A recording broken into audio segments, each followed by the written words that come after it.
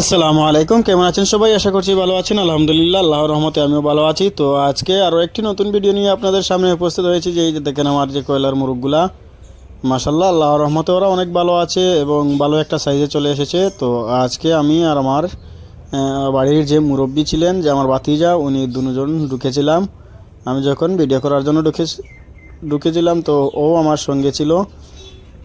তো এই যে দেখেন আপনারা, অবশ্যই আমি আপনাদেরকে এই বাতিজাটাকে দেখানোর চেষ্টা করব। ও মুরগগুলা অনেক তাড়াচ্ছে, ওদেরকে ধরার চেষ্টা করছে, বাট ধরতে পারছে না।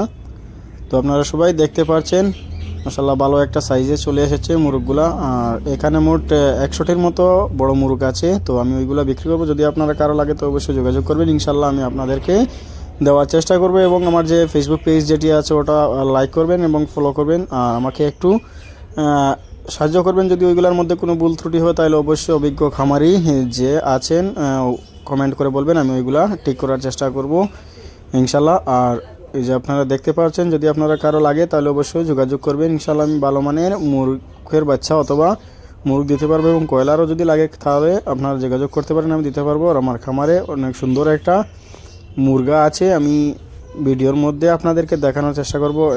আসলে ওকে ধরা যাচ্ছে না। এই যে অনেক সুন্দর কালার ওর, যে এই দেখেন ফারহান ওকে ওর যে পুঁজ যেটা আছে ওটার মধ্যে ধরে পিছন দিকে টানছে, আর ও সামনের দিকে যাচ্ছে। তো দেখে অনেক ভালো লাগছে, যে আপনারা দেখতে পাচ্ছেন অবশ্যই। আর আমি ভিডিওটা লম্বা না করে এখানে শেষ করছি। আসসালামু আলাইকুম।